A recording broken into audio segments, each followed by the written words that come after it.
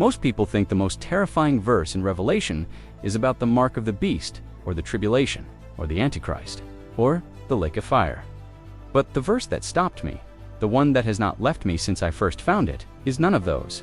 It is 7 words in Revelation chapter 20, and by the end of this episode, you will understand exactly why. Welcome to episode 7 of The War Before the World, the series finale. Episode 6 ended with a tease: Armageddon, the abyss, the lake of fire, and the question underneath this entire series: does he know he has already lost? This episode answers that. But to get there, we have to walk through the ending completely, because the ending of this story only makes sense if you have seen every step that brought it here. If you are new to the series, all 6 episodes are on the channel arranged in a playlist. I'll link it below.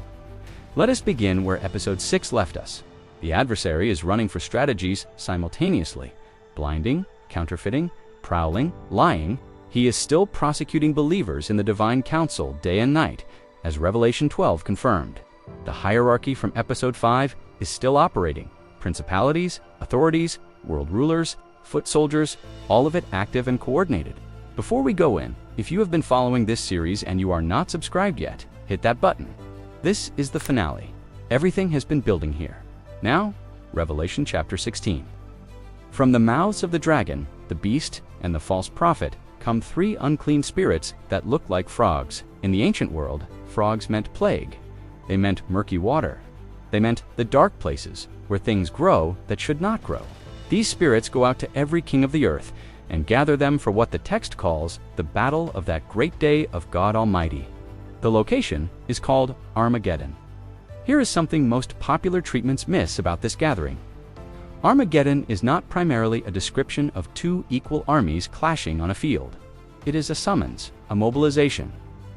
Every political and military resource the hierarchy commands assembled in one place. Not because the adversary believes he can win, but because he cannot stop. Hold that detail. We will come back to it. Revelation chapter 19. The response comes from heaven: a rider on a white horse, his robe dipped in blood, many crowns on his head. In episode 4 of this series, we noted that the first white rider in Revelation 6 wore a Stephanos, a victor's wreath, something earned by conquest. This rider wears diadema, the crown of royal inheritance, belonging by right. These are not the same rider. One seized authority, the other holds it by nature. The armies of heaven follow, and the beast is taken.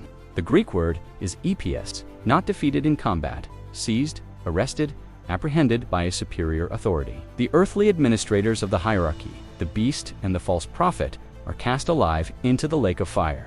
The political and religious machinery of the final rebellion ends not in a military defeat, but in an arrest, and then the dragon himself. Revelation chapter 20, verse 1. An angel descends from heaven with the key to the abyss and a great chain. Not Christ, not the Father, not Michael, the archangel, an unnamed angel. The being who has been running this rebellion since before a single human existed is subdued by a functionary. This is not incidental. The text is making a statement about power. This is not a struggle between equals. This is a sovereign arrest. He is seized, bound, cast into the abyss, the shaft locked, sealed.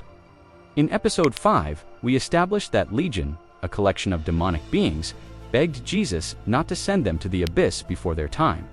The adversary is now in the place they dreaded, not prematurely, as the first act of a judgment already rendered. And while he is confined, something happens that is the direct reversal of everything his ambition sought. Revelation chapter 20, verse 4. Thrones, those who were beheaded for their testimony to Jesus, who refused the mark, who refused to bow to any part of the hierarchy's system, they are seated on thrones. In episode 2, we examined the Elion ambition, not the desire to be worshipped, but the desire to control the structure of who assigns worship and authority. The structure of authority he spent history trying to seize, occupied now by the people he spent history targeting. That is the payoff for every martyr. Every person who held their ground and paid the price for it. And for 1,000 years, the conditions are unlike anything the world has ever known. Christ visibly present, the accusers silent, the hierarchy dismantled, the martyrs governing. Real quick, 90% of people watching this are not subscribed. If this series has done something for you, subscribing is the one free thing you can do to keep this going. I put everything into these. If you are the kind of person who cannot stop asking these questions, this channel was built for you. I promise I will always give you the most honest version of what I find. Now the verse. Revelation chapter 20, verse 7. When the 1,000 years are ended, Satan will be released from his prison. 7 words. After 1,000 years of perfect conditions, Christ reigning without ambiguity, the adversary bound, the hierarchy gone, the martyrs on thrones. 7 words and all of it. He must be released. That word must is passive voice. Passive voice in Greek indicates divine necessity. This is not a security failure or an oversight. It is a necessity built into the design of the ending. Why? Because the ending of this story requires a final proof, and no other event can provide it. He is released. And what does he do? He immediately goes out to deceive the nations. Not after reflection, not after 1,000 years of confinement, producing any change in orientation. Immediately, and the nations follow. Their number, the text says, is as the sand of the sea. After 1,000 years of knowing exactly what Christ is, after 1,000 years of the visible reign, after all of that, the moment the voice speaks again, they follow it. This is the most terrifying verse in Revelation. Not because of what it reveals about the adversary, because of what it reveals about the human will, apart from grace, given perfect conditions. No blinding mechanism operating between the truth and the mind. No hierarchy running interference. No accuser presenting false charges. 1,000 years of clarity, and the will that prefers the self over the Creator still turns. The verse does not comfort you. It diagnoses something. The armies encircle the city of the saints, and fire comes down from heaven and consumes them. No counter-campaign from the hierarchy, no prolonged engagement, just the end of the operation. The dragon is cast into the lake of fire, where the beast and the false prophet already are. And the text specifies what the condition there is. Day and night, forever and ever. In episode 6, we covered the day and night prosecution, the accuser presenting his case against believers without ceasing. Around the clock, as described in Revelation 12, at the end of the story, the day-and-night condition does not disappear. It reverses. He was the prosecutor who never rested. He becomes the subject of a judgment that never rests. The condition he imposed on others becomes the condition he inhabits forever. Now the question the series has been building toward. Does he know he is already lost? The evidence says yes.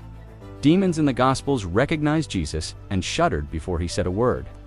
Legion knew the abyss and begged to avoid it before its time. A being who operated in the divine council has seen the same canon that John recorded. He has read the ending. So why does he keep going? The series holds 3 honest answers without flattening any of them. Option 1, genuine delusion. Pride corrupts wisdom. Ezekiel 28 says this explicitly about the guardian cherub. A will corrupted sufficiently can genuinely believe it, can reverse a verdict rendered before the universe was made. This is not performance. This is what pride produces at its terminus, an inability to read the room accurately because the self has become the only reference point. Option 2, pure spite. Knowing the verdict, he cannot take the Creator with him, but he can take others. The final campaign is not about winning, it is about damage. The adversary, as the god of this age, works to blind as many as possible to ensure they share his fate. This is not strategy. This is a being in the final stages of what rebellion becomes. Option 3, the non-surrendering will. C.S. Lewis argued that a will permanently turned from God cannot conceive of surrender, because surrender requires acknowledging something higher than itself, and the permanently turned will has lost the capacity for that acknowledgement. The door to the rebel fortress is locked from the inside, not by God, by the will that chose to lock it. In this reading, the adversary does not keep going because he thinks he will win. He keeps going because he has become the going. The rebellion is no longer something he does. It is what he is. And the release after the 1,000 years is the final proof of this thesis. Perfect conditions, 1,000 years. And the moment he is free, immediately he returns to the only thing that remains of what he chose to be. The series began with a question. If the Bible has no clean origin story for Satan, where does the trail actually lead? 7 episodes later, this is where it leads. a being created to meme at the apex of the created order. The Ilion Ambition, 3 rebellions that built a hierarchy across human history.